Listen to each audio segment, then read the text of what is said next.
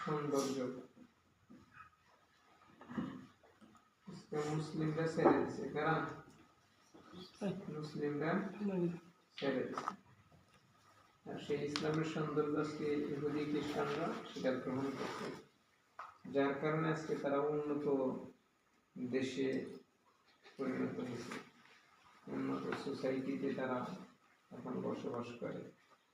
আমাদের দেশে ঢাকা শহর আছে না, হ্যাঁ, আমাদের দেশ পাকিস্তান, ভারত, এই সমস্ত দেশের সর্বোচ্চ পর্যায়ে সুন্দর যেই মনে করো যে জায়গা, আচ্ছা, অন্যান্য দেশের একবার নিম্নমানের জায়গা আছে, ওই সমস্ত জায়গার সেই মূল্য নেই। আমরা তুমি দেখি নাই, ঠিক আছে, এটা হয়তো এরকমই হবে না, কিন্তু ঢাকা শহর এটা এত নোংরা এলাকা, মনে করো ধরা ছেড়ে পৃথিবীর বুকে 2-4টা নোংরা এলাকার ভিতরে ঢাকা শহর আছে, এটা কি জানো? ঢাকার এই যে বেরিবাদের এই রাস্তা দিয়ে গেলে দেখা যায়, ওই যে গেছিলাম, হায় রেখা গন্ধে বাসে টিকে। অন্যান্য শহর না, যেমন নিউজিল্যান্ড, সুইজারল্যান্ড, এই সমস্ত দেশে গ্রাম অঞ্চলেও একটা যদি তুমি পলিথিন খুঁজে দিতে পারো, কঠিন নিয়ম, পলিথিন, একটা পলিথিন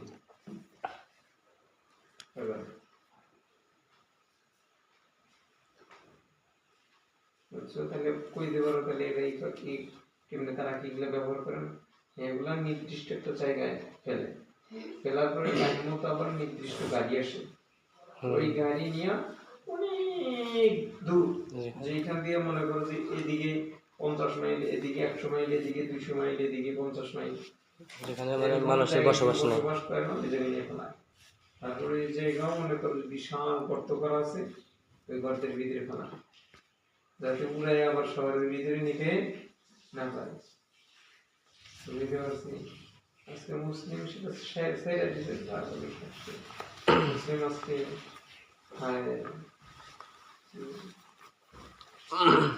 তোমাদের আমি একটা ঘটনা শুনে, একদিন আল্লাহ বলির ঘটনা শুনে, কারণ বয়ান করার মতো মন মানসিকতা লাগে, আচ্ছা, ঘটনা অনেকগুলো হঠাৎ করে আমি মনে করতেছি, আচ্ছা, যে একটা ঘটনা শোনাবো, কয়টা, একটা ঘটনা শোনাবো। ঘটনাটা আবু আব্দুল্লাহ রাহমাতুল্লাহি আলাইহি, যুগ শ্রেষ্ঠ আল্লাহ নবী ছিল, যুগ শ্রেষ্ঠ একজন আল্লাহ ছিল, মালিক ইবনে দিনার রাহমাতুল্লাহি আলাইহির জামানা, রাসূল সাল্লাল্লাহু আলাইহি ওয়াসাল্লাম দুনিয়া থেকে চলে যাওয়ার 6 থেকে 700 বছর পরের ঘটনা। আবু আব্দুল্লাহ এটা লেখেন হাফেজ ইবনুল কাইয়্যিম রাহমাতুল্লাহি আলাইহি, ওনার কিতাবে লেখেন যে আবু আব্দুল্লাহ উনি একদিন মসজিদে ইমামতি করতেছেন, মসজিদের আমিনায় উনি আসেন, এমত অবস্থায় মসজিদের মেন ফটকে আল্লাহ তাআলার একজন নবী, তার নাম ছিল হাজ্জাজ আবিদ রাহমাতুল্লাহি আলাইহি, নাম কি ছিল? হাজ্জাজ আবিদ রাহমাতুল্লাহি, সে একজন সাধারণ মানুষ ছিল, এই মনে করো যে ঠেলা গাড়িওয়ালা, এরকম আর একবারে সাধারণ মানুষ, যেমন মনে করো তুমি কেউ চিড়িয়াখানায় গেছো, হ্যাঁ গেছো, কে কে গেছো? মিরপুরেরটাই গেছো, মিরপুর চিড়িয়াখানা, কোথায়? বঙ্গবন্ধু সাবেক গাজীপুর, এটা ছোড়ো কালিয়াপুরে গেলে, হ্যাঁ মিরপুরেরটা মানুষ দেখছো না, একবারে কাছ থেকে গন্ডার, কাছ থেকে জিরাফ, কাছ থেকে জিব্রা, তারপরে মনে করো হাতি, সাপ, সিংহ, বাঘ, বানর, কুমির, ঠিক আছে, হরিণ, গেট দিয়ে ঢুকতেই তো হরিণ, গেট দিয়ে ঢুকতেই কি হরিণ, হাতের বাম সাইডে পড়ে, তাই না? তাহলে দেখছো একবারে কাছ থেকে, যে দেখছো মানে সিংহ যে কাছ থেকে দেখছো, একজন একবারে কাছ থেকে দেখছো সিংহ, আর একজন জীবন বলছেন সিংহ দেখো না, খালি শুনছো। শোনা আর দেখা কি এক? শোনা আর দেখা এক হয়? শোনা আর দেখা এক হয় না। একজন ইমানওয়ালার তিনটে স্টেপ থাকে। কয়টা স্টেপ? তিনটে স্টেপ। একজন যে মানে মুসলিম হইলেন, তিনটে স্টেপ তোমাকে পাড়িয়ে দিতে হবে। এক নম্বর হলো এলেমের স্টেপ। আলেম ছাড়া তুমি জীবনে মনে করো যে কি যেতে পারবা না, বুঝো নাই? আলেম তোমাকে হইতেই হবে। তাছাড়া খালি নামাজই পড়বো, নামাজ পড়ে যায় দেখবে যে গিবত করবো। নামাজ পড়ে জীবন ভরে নামাজ পড়ে, জীবনে কোনদিন দেখবে চোখে পানি নাই। জীবন ভরে নামাজ পড়ছে কিন্তু দেখবে যে এই মশা মারতেছে। নামাজের মধ্যে তুমি আপনাকে মারো, মশাকে মারো, তাহলে হইল। নামাজের মধ্যে তুমি যদি হত্যা করো তাহলে তোমার নামাজ ভুল। হ্যাঁ, তোমাকে কামড় দিছে, তুমি একটু সবর করো, তুমি কামড়ের সবরই করতে পারো না, তাহলে তোমার কিসের নামাজ? তাহলে তোমার এটা কিসের নামাজ? বুঝলেন? আজকে হঠাৎ করে একটা পিঁপড়ে নাকি এখান দিয়ে যাইতেছে, সেই যাচ্ছে উঠলাম, মানে আমার কয়েকদিন ধরে পিঁপড়ে কেমন যেন একটু ডিস্টার্ব করতেছে, বুঝছো? এমনি করে একটা ডলা দিয়ে ওদের এই করলাম, মাইরে ফেলাইছি মনে। পরে নামাজ ভালো লাগে, আমি নামাজ পড়ি, নামাজের ভিতরে আল্লাহ তাআলা একটা মাত্র আমার শরীরে এসে মাইরে ফেললো। আমি তো মাটির উপরে রয়েছি, মাটি তো আমাকে জ্যাংটাতে ফেলাই দিল না। মাটির উপরে না কত কত গুনাহ করি, মাটির উপরে না কত অত্যাচার করি, মাটি তো আমাকে ফেলাই দিল না। আর আল্লাহ তাআলা একটা মাকলুকা, অবর একটা মাকলুকা আমার কপালে আইছে, ওই দিতে মেরে ফেলে। কিসে না আছে উদয় আল্লাহ তাআলা সব তামাশা। তো যাই হোক, আলেম হতে হবে। তাহলে এই যে বিষয়টা যদি কেউ না জানে, হ্যাঁ, তোমার তোমার ডিস্টার্ব মানে তুমি একটু ধরে তুমি ফেলাই দাও, ধরে ফেলাই দাও। হ্যাঁ, তোমার যদি জান ধ্বংসকারী কোনো যদি প্রাণী হয়, জান ধ্বংসকারী যদি কোনো প্রাণী হয়, তাহলে মাসালায় কি আছে? তাকে হত্যা করা যায়। মাসালায় হত্যা করা কি আছে? একটা পিপলে তোমার তো জান নিয়ে নেব না, তাকে নিব? হ্যাঁ, তোমারটা নিবে না, তোমার তো জানা আইসা দিলে তাদের দেও বেরা যায়। এ ধরনের যেটা দেখলে মনে হয় না, হ্যাঁ, এটা আবার সত্য হয়েছে বল, গোলা দিয়ে কালে লাগা। হ্যাঁ, নড়াইতে ফেলাই দিবে। একাই ফেলাইছি আমরা।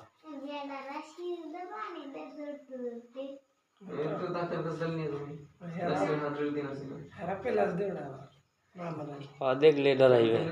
নড়াইতে দেও, নড়াই ফেলাই দিবে, আঙ্গুল সবার দিয়ে নড়াই। তো যাই হোক, তোমাকে এলেম শিখতে হবে, তাই কিন্তু এবার ভালোভাবে করতে পারবে। নাসুক মনে করো যে এবার করবে, মৃত্যু পর্যন্ত করবে, কিন্তু আসলে স্তর পাইবা না। কলা গাছ বুনলে, এটা কি মূল হইল? বুনলাম, কলা গাছের কান ধরলো, তারপরে খাইলাম, মজা চাকলাম, এটা সে ফল, ঠিক না? হ্যাঁ, ইবাদত করলাম, ইবাদতের ফল জান্নাতে খাইবে, ইবাদতের ফল জান্নাতে খাইবে। দুনিয়াতে যদি মজাই চাকতে না পারো, জান্নাতে খাইবে না, জান্নাতে খাইবে না।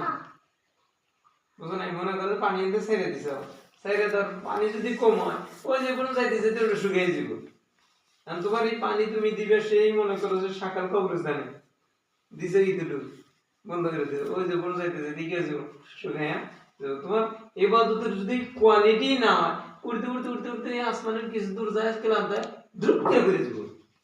দ্রুপ করে কি তোমার ঘুরে ঘুরবো, বুঝছো? সেটকা লেগে যাবে, বুঝছো না?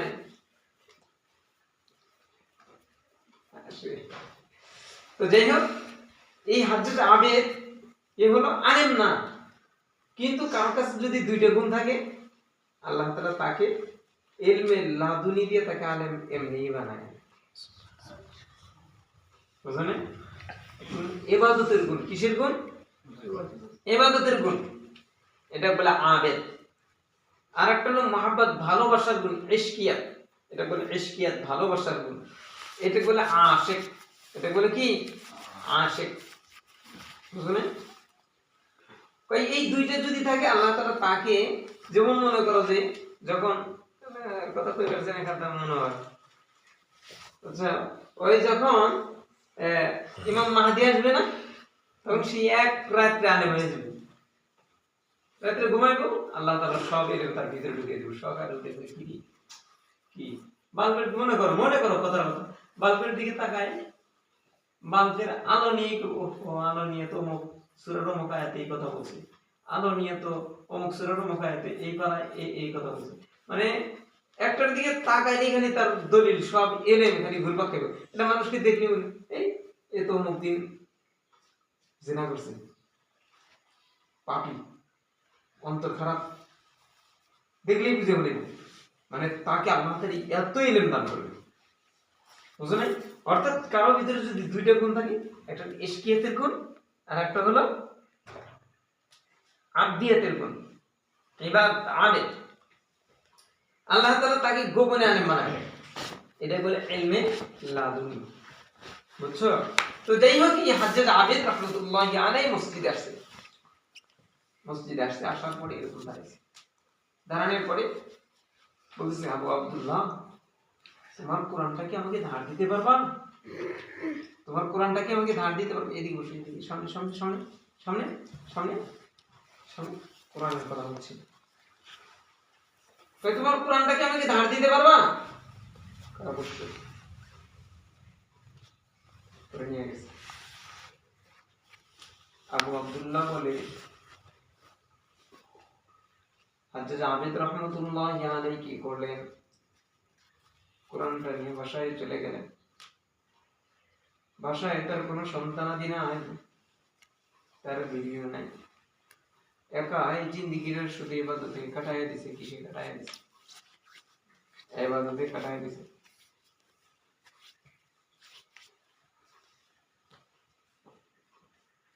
উনি বর্ণনা করে যে জহর চলে গেল,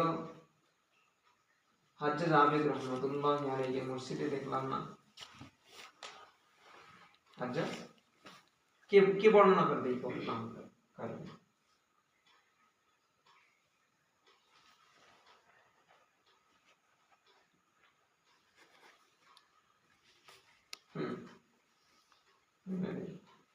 ইমাম সাহেব কিরা? হ্যাঁ, আব্বা আবু আব্দুল্লাহ, আরে বেটা, এই সমস্ত নাম মনে রাখলাম। তাদের জিন্দেগি কেমন ছিল, তাদের জিন্দেগিতে এরকম ছিল। আবু আব্দুল্লাহ এরকম আল্লাহর ওলিদের জিন্দেগি কেমন ছিল? রাত 3টার সময় তারা উঠতো, 2টা 2:30টার দিকে উঠতো, ওঠার পরে তাহাজ্জুদের নামাজে দাঁড়ায় যাইতো। যুবক মানুষ তাহাজ্জুদের নামাজে দাঁড়ায় যাইতো, 2 রাকাত 4 রাকাত নামাজে এক পারা কোরআন খতম করে ফেলতো, এক পারা কোরআন শরীফ পড়ে ফেলতো। তাদের জিন্দেগির রুটিন কেমন ছিল, আর তোমার আমার জিন্দেগির রুটিন কেমন? তেলাওয়াত শেষ হওয়ার পরে 12 তাসবিহ কিংবা 6 তাসবিহ আমল করতো। 12 তাসবিহ আমল জানো? হ্যাঁ, যেমন সুবহানাল্লাহ 100 বার, আলহামদুলিল্লাহ 100 বার, আল্লাহু আকবার 100 বার, লা ইলাহা ইল্লাল্লাহ 100 বার, আল্লাহু 100 বার, আস্তাগফিরুল্লাহ 100 বার, দুরূদ শরীফ 100 বার, লা হাওলা ওয়ালা কুওয়াতা ইল্লা বিল্লাহ 100 বার, লা ইলাহা ইল্লাল্লাহ ওয়াহদাহু লা শারীকা লাহু লাহুল মুলকু ওয়া লাহুল হামদু ওয়া হুয়া আলা কুল্লি শাইইন কাদির, এগুলো 100 বার। কই এই তাসবিহগুলো পড়ার পরে তারপরে এমন 9 দিন হইতে আল্লাহ তাআলার কাছে কান্নাকাটি করতো, বিবিও ঘুমে থাকতে পারতো না, সন্তান ছোট ছোট বাচ্চাগুলোও ঘুমে থাকতে পারতো না, মেয়েরাও ঘুমে থাকতে পারতো না। তারা বাবার ঘরে এসে হাউ মাউ করে কান্না করতো, আর বাবা কান্না করতে করতে এরকম দাঁড়ায় যেত।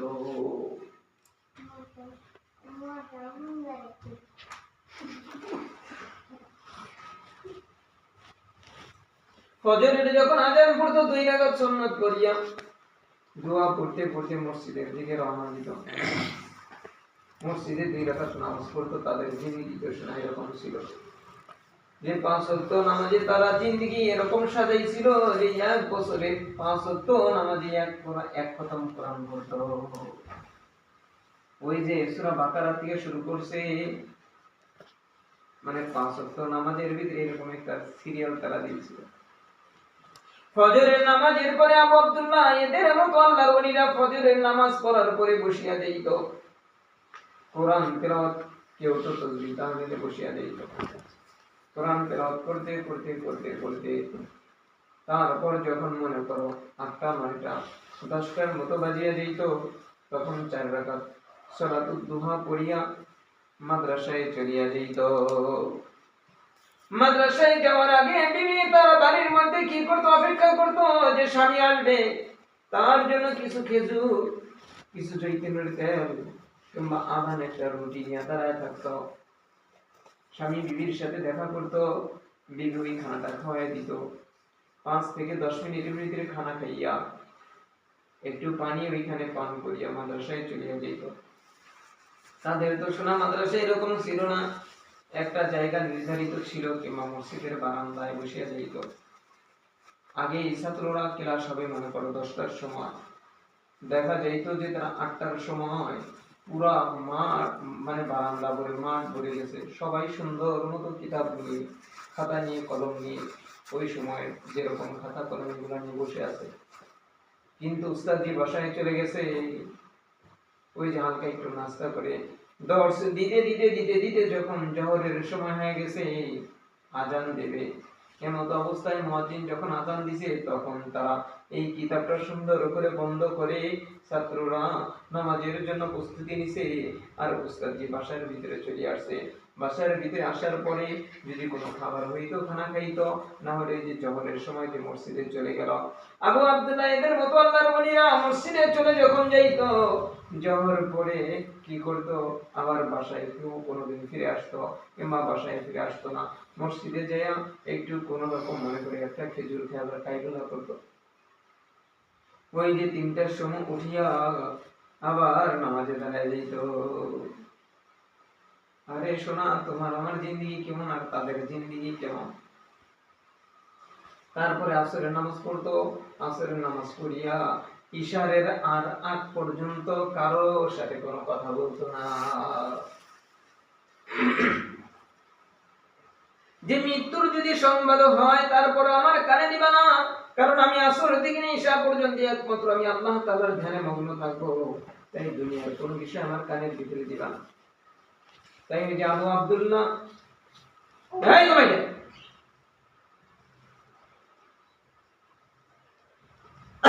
পানি খাওয়া হয়। আবু আব্দুল্লাহ কি করছে, জোহরের সময় দেখে হাজরা আবেদ রহমাতুল্লাহ আলাইহি মসজিদে নেই। কিন্তু ওই যে তার তো রুটিন আছে না, আমার তোমার মতো তার তো রুটিন আছে, এই রুটিন ছাড়া সে তো লঙ্ঘন করবে না। আসরের সময় দেখে হাজরা আবেদ রহমাতুল্লাহ আলাইহি মসজিদে নাই। মাগরিবের সময় দেখে হাজরা আবেদ, যেই হাজরা আবেদ আযান হওয়ার আগে সুন্দর করে মসজিদের প্রথম কাতারে ডান দিকে এসে বসে যেত। ডান দিকে বসে বসে মাথাটা নিচের দিকে দিয়া মনে হয়তো ঝুমতেছে, কিন্তু আসলেও ঝুমে না, বরং তার কলিজাটা আল্লাহ তাআলার আরশের সাথে লাগানো। এই হাজরা আবেদ রাহমাতুল্লাহি আলাইহি মাগরিবের নামাজেও নাই, ইশারের নামাজেও নাই। আবু আব্দুল্লাহ বলে যে আমি কি করলাম, আমি চলিয়ে গেলাম তার সেই ঝুপড়ি ঘরে, মসজিদ থেকে একটু দূরে একটা জঙ্গল এলাকা, ওই সেইখানে আমি গেলাম। তার ঝুপড়ি ঘরের ভিতরে যখন ঢুকলাম, ঢোকার পরে দেখি এক করুণ অবস্থা।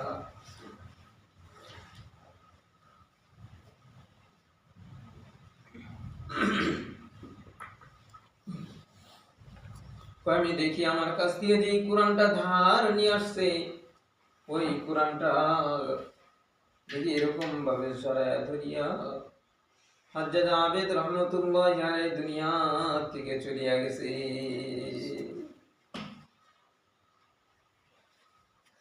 ঈশা থেকে ফজর 2টা 2:30 পর্যন্ত আবু আব্দুল্লাহ এদের রুটিন হলো যে এই সময়টা তারা স্ত্রীকে দেবে। কিন্তু সে কি করলো, যায় দেখে আল্লাহ তাআলার ওলি এরকম ভাবে কোরআনটা চড়ায় ধরিয়া দুনিয়া থেকে চলিয়া গেছে, তার পুরো চেহারার ভিতরে নূর চমকাইতেছে। কি চমকাইতেছে? নূর চমকাইতেছে। আবু আব্দুল্লাহ বলে যে আমি একটা সুযোগ নিলাম যে আল্লাহ তাআলার একজন শ্রেষ্ঠ আল্লাহর ওলি, আমি এই ওলিকে নিয়ে হাতে একা একা দিব, গোসল দিব। আমি আমার বিবির কাছে চলিয়া গেলাম, এরকম মনে করে বিবির কাছে আমি রাত্রটা বিবির কাছ থেকে ধার নিলাম যে বিবি রে, আজকের রাত্রটা তুমি আমাকে মাফ করে দাও। আল্লাহ তাআলা একজন ওলি দুনিয়া থেকে চলে গেছে, আমি তাকে গোসল দিব। আমি গোসল দিলাম। গোসল দেওয়ানোর পরে আমি ভাবলাম যে আমার চাদর দিয়ে আবু আব্দুল্লাহকে দাফন করব, কারণ এত গরিব মানুষ যে তার ওই পরনের কাপড় ছাড়া তার ঘরের ভিতরে আর কোনো কিছু নাই। পরে বলে যে আবু আব্দুল্লাহ বর্ণনা করে যে আমি আমার চাদরটা খুলতেছিলাম, তখন দেখি তার ঘরের ভিতরে দুইটা এরকম চাদর ঝুলানো, যে চাদর থেকে নূর চমকাইতেছে, পুরো ঘর আলোকিত হইয়া গেছে। ওই চাদর দুইটা দিয়ে আমি তাকে কাফন পরাইলাম। কাফন পরানোর পরে আমি তাকে অবস্থায় সুন্দর করে ঘরের ভিতরে রেখে আসলাম। আমি আবার তাদের যে রুটিন, দেখো তোমার আমার বাড়িতে একদিন মেহমান আসলে সব কিছু শেষ হয়ে যায়, রুটিন সব শেষ। রুটিন, আরে রুটিন তো নাকি এখনকার তলেবুলে লেনদের অধিকাংশ লাখে দুই একজন আছে যে তাদের কি আছে, রুটিন আছে। মামাতো ভাই আসছে, ওই যে আমার এক বন্ধু ছিল, মামাতো ভাই আসছে, খালাতো ভাই আসছে, মাদ্রাসা থেকে আসছে, রুটিন করে নিয়ে আইছে যে অমুক জামাতে আমি 12টা কিতাব পড়ছি, এই 12টা কিতাবের শুরু থেকে আমি শেষ পর্যন্ত এই 3 দিনে করে সেরে দিব, 3 দিনে করে সেরে দিব। শুধু তাই না, এই 3 দিন আমি এক খতম কোরআন পড়ে আমি আবার মাদ্রাসায় আসবো। মামাতো ভাই দেখা করার জন্য আসছে। মামাতো ভাইকে বলে যে ভাই আমি তো দেখো এরকম একটা রুটিন করে নিয়ে আসছি, তাই ভাই তোমাকে সময় দেওয়ার আমার সময় নাই, তুমি আমাকে মাফ করে দিও। 5 ওয়াক্ত নামাজ মসজিদে যাই, যে কাজী বাড়ি তার বাড়ি, লেখাপড়া করতে করতে করতে করতে এই চামড়া গুলা এরকম হাড্ডির সাথে লেগে গেছে। আমাদের খতমে বুখারীর বসে আমি ওকে দাওয়াত দিছিলাম, আমরা দাওয়াত দিছিলাম যে একজন শ্রেষ্ঠ আল্লাহর ওলি ছাত্র বয়সী, ওকে দাওয়াত দিলাম। ও গেছে ছোট্ট একটা কোরআন শরীফ নিয়ে। ভাই তুমি কেন এরকম করছো, কোরআন শরীফ নিয়ে কেন আসলা? আমাদের সে অনেক জুনিয়র ছোট। তখন বললো যে ভাই আপনারা তো ব্যস্ত থাকবেন, আমি এই সময়টা নষ্ট হবে কেন? আমি তো এই সময়টা নষ্ট হতে দেবো না, তাই হয়েছি যেখানে যে বসে বসে আমি কোরআন তেলাওয়াত করবো। আমরা অনুষ্ঠান নিয়ে ব্যস্ত ছিলাম, ও কোরআন নিয়ে ব্যস্ত। যখন আসরের আজান দিল, আসরের নামাজটা পড়লো, পড়ার পরে বলতেছে ভাই আমাকে একটু বিদায় দিলে ভালো হয়। ভাই মাগরিবের পর থেকে আমাদের অনুষ্ঠান শুরু, তোমাকে বিদায়। ভাই ভাই মাগরিবের পরে আমাদের মাদ্রাসার গেটটা বন্ধ হয়ে যাবে, কেউ ঢুকতে পারবে না, কেউ ঢুকতে পারবে না। তাই আমি উস্তাদজিদের এত নালায়েক ছাত্র না যে আমি উস্তাদজিদের এই আদেশ লঙ্ঘন করতে পারি। ভাই তুমি আমাকে, আপনি আমাদেরকে, আপনারা আমাকে মাফ করে দিন, আমাকে তুলে দেয়। মামাতো ভাই তোমাকে সময় দাও, আমার সময় নাই। ওই যে 3 দিন সব গুনাহ কিতাব করবে, ওই যে কোরআনটা একটা খতম তাকে দিতেই হবে। আর আজকে এরকম ছাত্র পাওয়া যায়। আরে শেষ দিতে না দিতেই ঢাকার এমন কোন মাদ্রাসা নাই যে তাদের সিরিয়াল দিয়ে হয় না।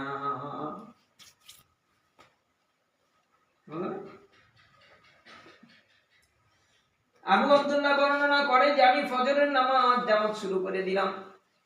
নামাজে দেখলাম 2 থেকে 3 কাতার মুসল্লি হইছে।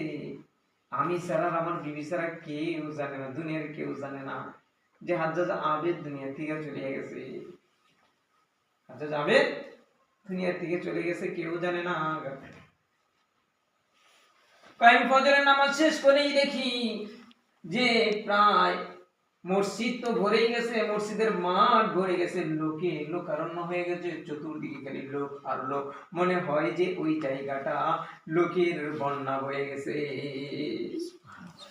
কায়েম পিছনের দিকে তাকায়া দেখি যে শ্রেষ্ঠ 4 জন আল্লাহর ওলির ভিতরে একজন হলো মালিক ইবনে দিনার সেও আমার পিছে নামাজ পড়ছে।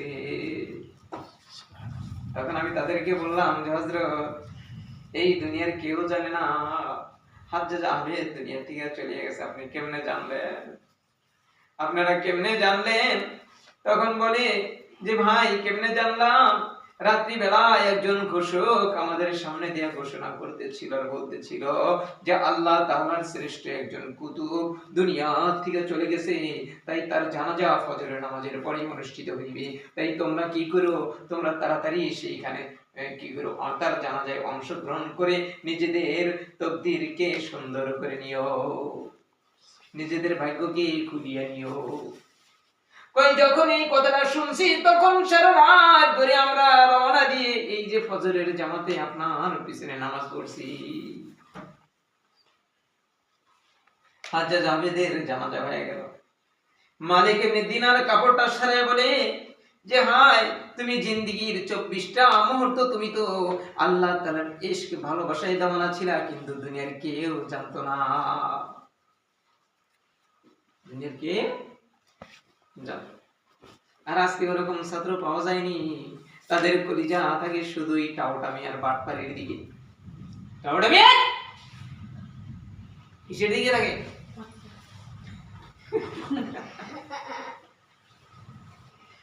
বুঝো না? হ্যাঁ, এই কারণে সব কিছু হিন্দু খ্রিস্টানরা নিয়ে গেছে। আর মনে করো যে মুসলিমরা মনে করে খালি কলা তাইতেছে, ইয়া তাইতেছে, কলা তাইতেছে, বুঝছো? কলা কলা আছে না? হ্যাঁ, খাইছে কলা তাইতেছে। আর মালিক ইবনে দিনার কেমন আল্লাহ তাআলার শ্রেষ্ঠ একজন আল্লাহর ওলি ছিল মালিক ইবনে দিনার। মালিক ইবনে দিনার, দিনার কেন বলা হয়? মালিক ইবনে দিনার একদিন নৌকা পার হইতেছে, নৌকার মধ্যে যখন উঠছে সে মুরাকাবার হালতে চলে গেছে। মুরাকাবার হালতে, মুরাকাবার যারা আল্লাহ তাআলার যত ওলি হয় মুরাকাবার হালতে সে সব কিছু তত স্পষ্ট দেখতে পায়, আখিরাতের জিন্দেগি সে তত স্পষ্ট দেখতে পায়। আচ্ছা, যে যত বড় আল্লাহর ওলি হবে আখিরাতের অবস্থা তার কাছে তত স্পষ্ট হয়ে যাবে। মুরাকাবা, মুরাকাবা করবে, জান্নাতে হায় রে আমার এই জান্নাত ভিড়টা রে, ইস হায় হায়। তো মালিক ইবনে দিনার ওইরকম নৌকার ভিতরে মুরাকাবার ভিতরে চলে গেছে। এনে মুরাকাবা নৌকা পার হয়ে গেছে, সবাই নেমে গেছে। নৌকা মাঝি বলতে এই নামের লাগে ভাড়া দিয়ে নেমে যান। কথাটা কানে গেছে, কথাটা কি গেছে কানে গেছে। দেখুন আমরা নামাজে দাঁড়াইলে বাইরে একটা কথা বলে কানে যায় না, তো কথাটা কানে গেছে, কিন্তু সে তো আছে অন্য জায়গা, সে তো আছে অন্য জায়গা। পরে কেন এই দেখো না আমাকে বেইজ্জতি করতেছে, টাকা দিয়ে দাও, ঠিক আছে টাকা দিয়ে দাও। পরে দেখে যে নৌকার আশপাশ দিয়ে মাছ, প্রত্যেকটা মাছের মুখে হলো দিনার, স্বর্ণের টাকা, স্বর্ণের টাকা। তখন একটা নিয়ে আমার এখানে প্রয়োজন নেই, যাও তো তো এই যে দিনার দিনার দিনার। হ্যাঁ, এটা নিয়ে নেয়। ছোট্ট বয়স থেকে তারা ওইভাবে জীবন চালাইছে, ছোট্ট বয়স থেকে তারা ওইভাবে জীবন চালাইছে। শোনা শোনা না, ওরা তো ঘুমা। এই যে গেছিলেন আমার সুস্থ এখন তো বড় নাই, ঠিক না? আপনি বুঝলি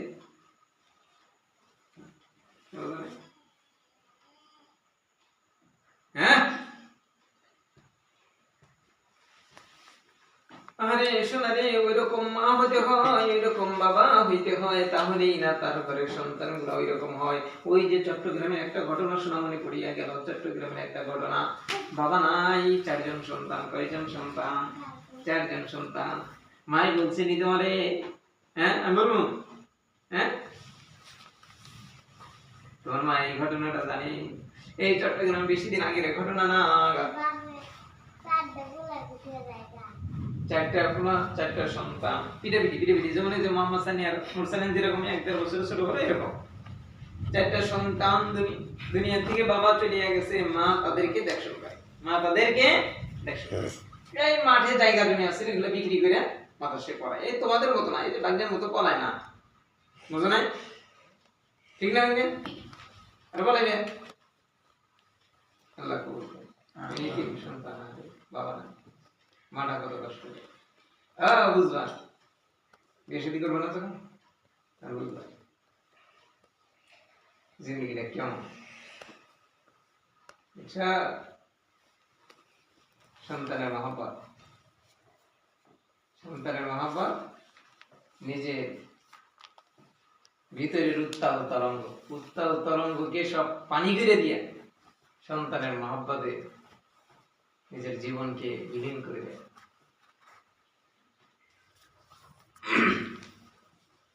কি করছে চারটা সন্তান, চারটা সন্তানকে চট্টগ্রামে এক মাদ্রাসায় ভর্তি করে দিছে,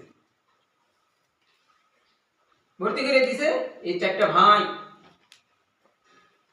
বাবা নাই, মা জায়গা জমি বিক্রি করে মনে করো তিন ভাইকেই হেফজ মোটামুটি শেষ, হেফজ কি শেষ। চতুর্থ ভাই যে ছোট, ওরও শেষের দিকে। ওরা আবার এরকম না, চারটে ভাই এত লেখাপড়া করে যে আমাদের বাবা নাই। মানুষ দোকানে যায় খাবার কিনে খায়, ওরা দোকানে যায় ভিড় করে না, ওই না খায় মসজিদে এক জায়গায় বসে বসে পড়ে। এই চার ভাই 1, 1.5, 2, 3 বছরের ভিতরে চারটা ভাই হেফজ শেষ করলো, চারটা ভাই হেফজ শেষ করলো। এদিকে বাবার সম্পদ মা বিক্রি করে সব শেষ।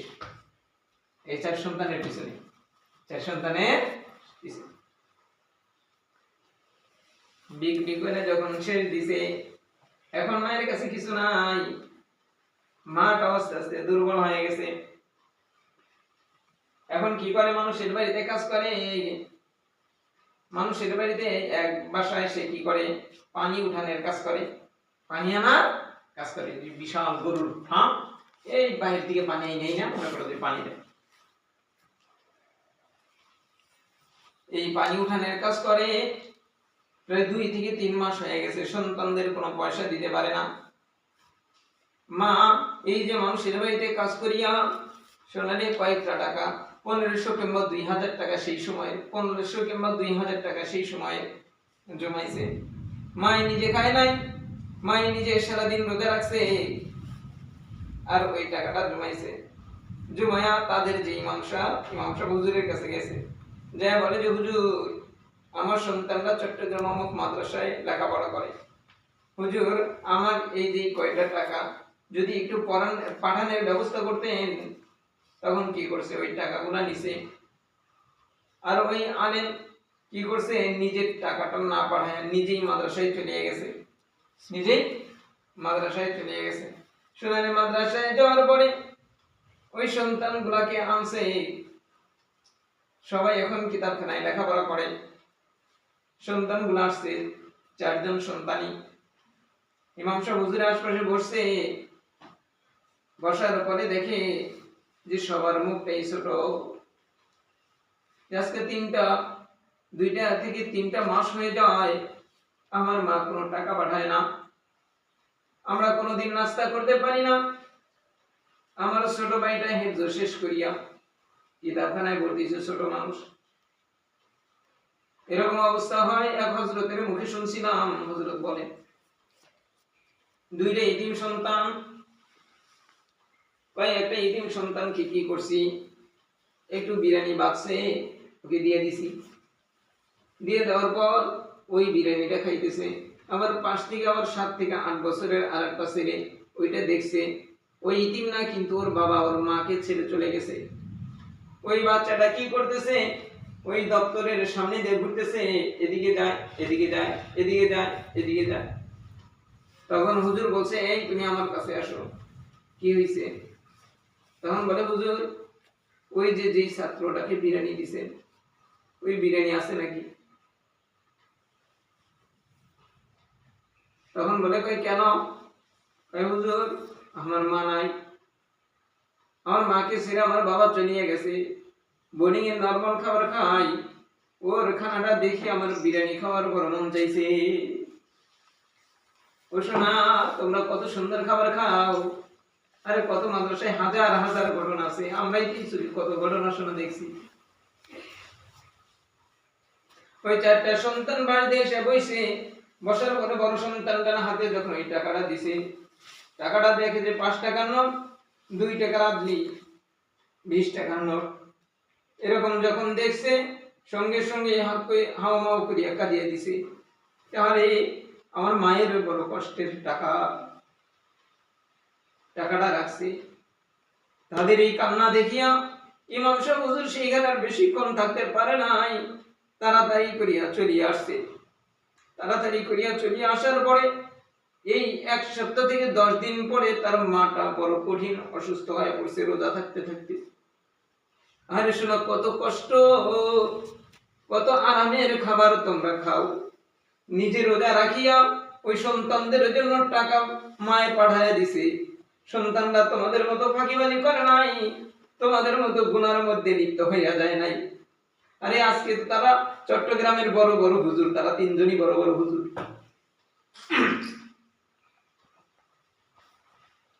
10 দিন কিংবা 12 দিনের মাথায় মায়ের অসুস্থ কঠিন হইয়া যায়, তখন হুজুর কি করছে, সেই সময় টেলিফোন দূরে বাজারে যায় টেলিফোন করছে মাদ্রাসায়, যে ওই 4টা সন্তানকে পাঠাইয়া দেয়। 4টা সন্তান যখন শুনছে মার অবস্থা ভালো না, নিজেদের কাছে আসার ভাড়াও নাই, কিন্তু দেখো এই ছাত্রগুলো কত আল্লাহওয়ালা, কারো কাছে চায় নাই। ওই যে 2-4 টাকা যা ছিল ওই টাকা দিয়ে ভাড়া দিছে, আর হাঁটিয়ে হাঁটিয়ে বাড়িতে চলে আইছে। মাকে দেখে ঘরের মধ্যে শুয়ে রাখছে, আর এলাকার কিছু মহিলারা চতুর্দিকে বসা আছে, আর তার মা কালেমা পড়তেছে, বারবার কালেমা পড়তেছে। এমত অবস্থায় সন্তানদেরকে দেখে হাউমাউ করিয়া কাঁদিয়া দিছে।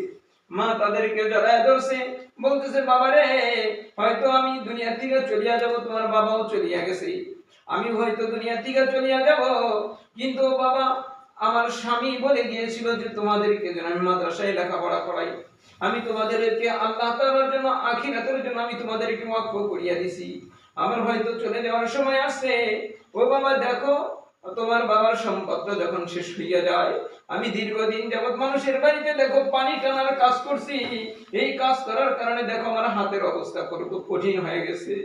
ও বাবা, এই টাকা দিয়ে আমি তোমাদেরকে পড়াইছি, তাই বাবা তুমি না কোনোদিন এই দিনের রাস্তা ছাড়িও না। আর এখন যেহেতু আমার বিদায়ের সময়, একটু আমাকে কোরআন তেলাওয়াত করে শোনাও। ভাই এক ভাই সূরা ইয়াসিন তেলাওয়াত করতেছিল, আর এক ভাই সূরা ওয়াকিয়া তেলাওয়াত করতেছিল। এমত অবস্থায় মা সন্তানদেরকে বলে, বাবা রে, তোদের কোরআন তেলাওয়াত একটু বন্ধ কর, ওই দেখ কে যেন পাগড়ি পরিয়া কত সুন্দর চেহারা, আরে কত সুন্দর দাড়ি, ওই দেখ আমার দিকে আগায় আসতেছে, তাই একটু রাস্তা করিয়া দে। কয় ভাইগুলো একটু করে সরিয়া গেল, আর যখন সে একটু পরেই দেখা গেল কালেমা পড়তে পড়তে সে দুনিয়া থেকে চলিয়া গেছে। বর্ণনাকারী বলেন যে এতই স্পষ্ট কালেমা পড়তে পড়তে মৃত্যু হয়তো আমি একটাও দেখি না। যখন চলিয়া গেল, সন্তান 4টা ছোট সন্তান গুলা হাউমাউ করিয়া কাঁদে, আরে বাবা নাই, মাটা আমাদেরকে কত কষ্ট করিয়া লালন পালন করছে, আর এখন এই বাড়িতে আসবো, আর কি আমাদেরকে রান্না বান্না করে খাওয়াবে। মাকে কি করলো, সুন্দর করে গোসল করে যখন জানাজার জন্য নিয়ে গেছে, কয় জানাজায় এত মানুষ হয়েছে যে বড় বড় আলেমদের জানাজায় সেই সময় এত মানুষ হয় না। যে কেমন মা, যেই মায়ের সন্তানরা এরকম বিজ্ঞ হাফেজ হয়েছে ইতিম হওয়ার পরে, আর তোমরা 1 পারা পড়লে তার 3 পারাই বুঝা যাও। কারণ বাড়িতে যায় গুনাহ করো, আর ফাঁকিবাজি যত আছে সবগুলাই করো। কয় জানাজা যখন বড় ছেলে পড়ানো শুরু করে দিছে, কয় প্রথম তাকবীর দেওয়ার পরে চিৎকার দিয়া পড়িয়া গেছে। চিৎকার দিয়া যখন পড়িয়া গেছে, আবার উঠিয়া দাঁড়াইছে, দাঁড়ানোর পরে আবার যখন তাকবীর দিছে, চিৎকার দিয়া পড়িয়া গেছে। তখন একজন তারা জানাজা পড়াইয়া দিছে। জানাজার পরে দাফন শেষ করছে, 4টা ভাই বাসায় চলিয়া গেছে, আর মা নাই। ওই যে খাটগুলা দেখতেছে, মায়ের কাপড়গুলা দেখিয়া ছোট ভাইটা হাউমাউ করিয়া কান্না করে, ওই কাপড়গুলা ধরিয়া ধরিয়া কান্না করে। রাত যখন মনে করো 11টা 11:30 বাজিয়া গেছে, এমন অবস্থায় সবাই ঘুমিয়ে গেছে, কিন্তু ওই ছোট ভাই কি করছে, মায়ের কবরের কাছে চলিয়া গেছে। মায়ের কবরের কাছে ওই জঙ্গলের ভিতরে যাইয়া মায়ের কবরের কাছে বসিয়া বসিয়া কোরআন তেলাওয়াত করতেছে। এমতো অবস্থায় যখন কি করলো, এমতো অবস্থায় যখন বড় ভাই চেতন পাইছে, তখন 12টা 12:30 কিংবা 1টার মতো বাজে। 3 ভাইকে ডাক দিয়ে দিছে, ভাই ওঠো, মা তো চলিয়ে গেল, দেখি একটু তেলাওয়াত করি, নামাজের তেলাওয়াত করি। যখন এই অবস্থা হয়েছে তখন ছোট ভাইয়ের সিটের কাছে যায়, দেখে ছোট ভাই নাই। তখন নামাজটা পড়িয়া ওই কবরস্থানে যায়, দেখে ছোট ভাই ওই মায়ের কবরের কাছে এরকম কবরটা গলা, যেরকম মার গলা ধইরা শুয়ে, এরকম কবরটা দিয়ে শুয়ে শুয়ে সে কুরআন তেলাওয়াত করতেছে। তখন বলে যে, তখনই বড় ভাইতে বলছে যে, ভাই বাবাও চলে গেল, মাও চলে গেল, আমরা 4টা ভাই ছাড়া এই দুনিয়াতে আর কেউ নাই, তুমি রাত্রিবেলায় কেমনে আসলা? তখন ছোট ভাই বলে যে, ভাই আমার রাসূল সাল্লাল্লাহু আলাইহি ওয়াসাল্লাম খাদিজাতুল কুবরা রাদিয়াল্লাহু তাআলা আনহার কবরের পাশে বসে আছে। আমার আল্লাহ তখন বলছিল যে, হে আমার প্যারা নবী, আপনি এখান থেকে যান, খাদিজার প্রশ্নের জবাব আমি আল্লাহ দিয়ে দিছি। কয় আমার মায়ের প্রশ্নের জবাব আমি দেওয়ার জন্য আমি এখানে বসে রয়েছি। দেখো তারা কেমন সন্তান হয়, আর ও সোনারা তোমরা কেমন সন্তান হইলা। আজকে তারা চট্টগ্রামের বিজ্ঞ তারা আলে। এই তোমাদের হাতে ধরে কই, পায়ে ধরে কই, গুনার ধারে কাছে যায় না, গুনার ধারে কাছে যায় না। নামাজ কালামের প্রতি যত্নশীল হইও, তাসবিহ তাহলিল বেশি বেশি পড়িও, আর কোরআনের সাথে গভীর সম্পর্ক লাগাইও। মনে থাকবে ইনশাআল্লাহ। আলহামদুলিল্লাহি রাব্বিল আলামিন, ওয়াসসালাতু ওয়াসসালামু আলা মুহাম্মাদিন ওয়া আলিহি ওয়া আসহাবিহি আজমাইন। রব্বানা তাকাব্বাল মিন্না ইন্নাকা আনতাস সামিউল আলিম ওয়া তুব আলাইনা ইন্নাকা আনতাত তাওয়াবুর রহিম। আয় রব্বে কারীম, তুমি তোমার কুদরতের চোখ দিয়ে চায় দেখো, আমার মতো পাপী মালিক তোমার হয়তো আসমানের নিচে আর একটাও নাই। অমানিক আমার মতো পাপী মনে হয় তোমার জমিন আর একটাও নাই। অমানিক জিন্দিগিটা গুনাহ করতে করতে মালিক গুনার সুরের মতো হাবুডাবু বুঝতে পারতেছি না। অমানিক যখন কেউ কি হয় যে অজ্ঞান হয়ে যায়, তখন তার উপরে যদি কেউ আক্রমণ করে সে বোঝে না। অমানিক আমরা তো গুনাহ করতে করতে এমন গুনার মজায় অজ্ঞান হয়ে গেছি, এখন গুনাহ বুঝিও না। অমানিক আমি যদিও পাপী, তোমার কুদরতের চোখ দেখায় দেখো। অমানিক তোমার শ্রেষ্ঠ বান্দারা হাত তুলিয়া, ছোট ছোট বান্দারা কান্দে। আরে এই বয়সে যারা ঘুমায়া থাকে রাত্রে, এই বয়সে যারা টিভির সামনে থাকে, এই বয়সে যারা বিভিন্ন মোবাইলে গেমস খেলা নিয়ে থাকে, অমানিক দেখো না তোমার সেই মোহাম্মতের বান্দারা আমি অদমের সাথে হাত উঠায়া কান্না করে, মালিক রে আমি তোমার কুদরতি পা ধরিয়া বলি, মালিক তুমি আমাদের হাত কাছকে ফিরাইয়া দিও না। অমানিক তুমি আমাদের হাতকে ফিরাইয়া দিও না। অমানিক আমাদের হাতকে তুমি ফিরাইয়া দিও না। আমাদের জিন্দগির সমস্ত গুনাহগুলো মাফ করিয়াই দাও। অমানিক তুমি দাও না, মালিক তুমি ছাড়া তো আমাদের কেউ আপন নাই। মালিক তুমি তো আমাদের আপন। মালিক আমাদের জীবনের সমস্ত গুনাহ মাফ করিয়া দাও।